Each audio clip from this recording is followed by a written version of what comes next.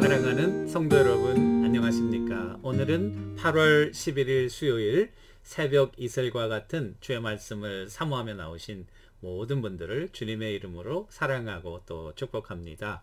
우리가 오늘 같이 상고할 말씀은 창세기 43장 26절에서 34절인데요. 조금 더 길게 보아야 되는데 너무 길기 때문에 조금 줄였습니다. 26절에서 34절 두려움에 떨고 있는 요셉의 형제들을 요셉이 자기 집으로 다 불러다가 같이 식사를 나누며 이제 회유하는 아주 감격적인 그런 장면이 되겠습니다. 제가 26절 받도록 했습니다. 요셉이 집으로 오매 그들이 집으로 들어가서 예물을 그에게 드리고 땅에 엎드려 절하니 요셉이 그들의 안부를 물으며 이르되 너희 아버지 너희가 말하던 그 노인이 안녕하시냐 아직도 생존해 계시느냐.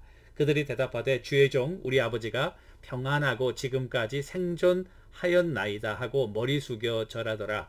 요셉이 눈을 들어 자기 어머니의 아들 자기 동생 베냐민을 보고 이르되 너희가 내게 말하던 너희 작은 동생이 이 아이냐. 그가 또 이르되 소자여 하나님이 내게 은혜 베푸시기를 원하노라. 요셉이 아우를 사랑하는 마음이 벅받쳐 급히 울 곳을 찾아 안방으로 들어가서 울고 얼굴을 씻고 나와서 그 정을 억제하고 음식을 차리라 하매 그들이 요셉에게 따로 차리고 그 형제들에게도 따로 차리고 그와 함께 먹는 애굽 사람에게도 따로 차리니 애굽 사람은 히브리 사람과 같이 먹으면 부정을 입음이었더라. 그들이 요셉 앞에 앉되 그들의 나이에 따라 앉게 되니 그들이 서로 이상히 여기더라. 요셉이 자기 음식을 그들에게 주되 베냐민에게는 다른 사람보다 5배를 주매 그들이 마시며 요셉과 함께 즐거워하였더라. 아멘. 이것은 우리에게 주시는 하나님의 말씀입니다. 오늘 말씀의 제목은 특별 은총이 필요하다. 특별 은총이 필요하다. 이렇게 잡아 보았습니다. 여러분 우리가 인생을 살아갈 때 의식주의 그런 여러 가지 중요한 것들이 필요하지 않습니까? 먹는 거, 마시는 거, 또 공기, 환경 이런 우리가 일반적으로 살아갈 때 필요한 그런 것들을 우리 성경 신학에서는 일반 은총이다 이렇게 얘기를 합니다. 그래서 common grace 라틴어로 하면은 gratia communis 그래서 일반 은총이다 그렇게 이야기를 합니다. 우리 모두에게 일반 은총이 굉장히 중요합니다. 왜냐하면 우리 인생이 살아가야 되기 때문에 그렇죠. 그런데 일반 은총뿐만 아니라 특별 은총은 더 필요합니다. 일반 은총은요 믿는 자나 안 믿는 자에게 다 주어집니다. 그래서 비도 믿는 자나 안 믿는 자 밭에 다 공평하게 내리는 그런 하나님의 그런 일반적인 은총이다 볼 수 있는 반면 특별 은총이라고 하는 것은 제한된 사람 하나님의 선택된 자들에게 주어지는 특별한 은총입니다. 그래서 special grace 라틴어로는 gratia particularis gratia particularis, particular grace, 그러니까 특별한 은혜라 그 말이겠죠. 이거는 하나님의 선택된 백성들에게 주어지고요. 또 이 하나님의 특별 은총은 하나님의 예정이 있어야 되고 하나님의 선택이 있어야 되고 그리고 일단 하나님의 예정과 선택 가운데 있는 자들은 거부할 수 없는 irresistible grace, 불가항력적인 은혜다. 우리 신앙에는 이렇게 얘기를 합니다. 여러분들과 내가 하나님이 구원하시기로 작정했으면은 그 구원의 선물을 받지 않을 길이 없다는 거예요. 하나님이 받을 수밖에 없게끔 우리 삶을 인도한다 이 말입니다. 오늘 제가 왜 특별 은총과 그리고 일반 은총을 이야기하냐면은 이 요셉의 형제들을 가만히 보시면요. 지금 마치 특별 은총이 없이 일반 은총으로만 살아가는 그와 같은 세상의 사람들을 우리들에게 좀 상징적으로 보여주고 이 요셉은 바로 우리에게 주시는 특별 은총인 예수 그리스도를 상징하고 있기 때문에 그렇습니다. 요셉이 무슨 예수 그리스도를 상징하냐? 이건 김 목사의 좀 지나친 과장된 해석이 아니냐. 근데 이게 제 의견만 아니고요. 여러분 유명한 그런 주석가들을 보면은 이 요셉의 모습은 자기를 죽이려 했던 형제들을 사랑으로 베푸는 이 요셉의 모습은 죄로 말미암아 타락해서 죽을 수밖에 없었던 인간을 사랑하시는 예수 그리스도의 모습을 구약에서 우리에게 상징적으로 보여주는 것이다. 이렇게 얘기를 합니다. 그래서 그와 같은 예는 F.B. 마이어라고 하는 영국의 주석가인데요. 그 F.B. 마이어 주석가는 이 요셉을 장차 오실 예수 그리스도의 모형으로 얘기하면서 다음과 같은 증거를 이야기합니다. 첫 번째, 요셉이 형들에 의해서 버려진 것처럼 주님은 자기 동족으로부터 버림을 받았다. 두 번째, 요셉이 은 20의 노예로 팔린 것처럼 주님도 은 30의 이방인에게 팔렸다. 세 번째, 요셉이 감옥에서 두 관원을 만나 한 사람은 구원받고 한 사람을 죽임 당한 것처럼 예수님의 십자가 양편에도 두 강도가 있었고 그중 한 사람은 구원을 받았다. 또 요셉이 감옥에서 애굽 총리가 되어 수많은 사람들을 기근으로부터 구원하였듯이 그 요셉의 애굽의 이름인 사브낫 바네아의 해석 중에 하나는 Savior of the World, 세상의 구원자라고 하는 이름이다. 주님도 십자가에 돌아가시고 부활하심으로 하늘 보좌 우편에 앉으셔서 인류의 구세주가 되시다. 이런 증거들을 보면은 확실하게 요셉은 예수 그리스도의 모형인 것을 우리들에게 보여줍니다. 오늘 보시면은 형들에게 요셉이 정말 놀라운 은혜를 베풀고 있는 거예요.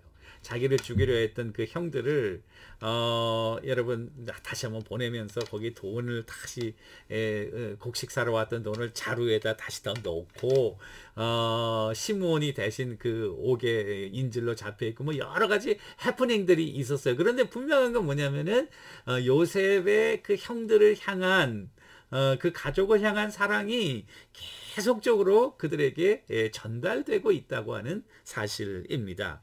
그래서 그런데 놀라운 사실은 이 형들은 그와 같은 요셉의 호의를 모르고 있어요. 호의를 베푸면 베풀수록 그들의 첫 번째 반응은 뭐냐면은 두려움이에요. 그들이 이 곡식 이제 곡식을 사가지고 애굽에 내려갈 때에 잠깐 이제 쉬면서 유숙을 하면서 곡식을 열어봤더니 그 안에 돈이 있는 거예요.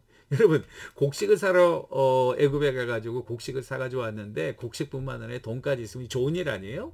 그런데 형들은 두려워하는 거예요. 첫 번째 반응은 두려워하는 거예요. 그래서 오늘 이제 두 번째 곡식을 사러 와가지고 요셉의 집에 인도함을 받았을 때는 그들이 그 돈까지 다 가져오고 온 거예요.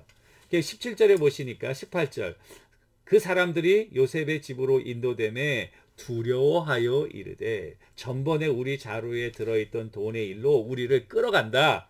이는 우리를 억류하고 달려들어 우리를 노예로 잡고 우리의 나귀를 빼앗으려 함이라. 이런 호의가 그런 호의가 없는데 이런 그 일반 은총을 받고도 특별한 은총이 없으면 요셉이 자기 형이라고 동생이라고 팔았던 동생이라고 하는 사실을 정말 알았다면 그리고 그 동생이 애굽의 총리 대신 돼서 우리를 지금 보살피고 있다는 사실을 안다면 이게 얼마나 기쁜 일이에요. 그런데 그걸 모르니까 말이죠. 이 두려움이 되는 거죠. 자, 이게 저는 그 형들의 태도에서 우리가 깨달을 수 있는 귀중한 진리 중에 하나는 우리가 어떤 잘못을 저질렀을 때에 그 가해자, 범죄자, 하나님 앞에 범죄하고 악하게 고통을 가하는 자들은 자신들도 그와 같은 고통을 받을 수 있다는 하나님의 심판을 받는다는 사실입니다. 그래서 남의 것을 훔치잖아요. 그러면 훔친 사람은 심리가 다른 사람이 나의 것도 훔칠 것이다 라는 두려움과 그런 염려가 있게 되는 거예요. 다른 사람을 속이는 사람이 있지요. 그 사람은 자기가 속이니까 다른 사람들도 나를 속일 것이다 라고 생각하고 그 속임에 대해서 늘 경계할 수밖에 없는 거예요. 다른 사람을 늘 욕하고 그리고 뒤에서 이게 폄하하고 뒤에서 이렇게 하는 사람들은 다른 사람들도 나를 뒤에서 욕하고 폄하할 것이다 라고 생각하는 거예요. 이거는 하나님의 마음의 형벌이다. 저는 그렇게 생각해요. 여러분 가인이 자기 동생을 죽이고 그리고 보면은 다른 사람이 자기를 죽일 것 같아서 한 곳에 거하지 못하고 유리방황하는 자가 되었다. 성경에 그러잖아요. 아무도 그를 죽이려는 사람이 없습니다. 그런데 자기가 아주 착하고 신앙이 좋은 아벨, 자기의 피부지 동생을 죽였거든요. 그러니까 남들도 나를 죽일 수 있다는 두려움에 한 곳에 정착하지 못하고 유리방황하는 자가 되고 결국 정착할 수밖에 없었는데, 정착하고 나서 한 첫 번째 일은 큰 성을 쌓는 거예요.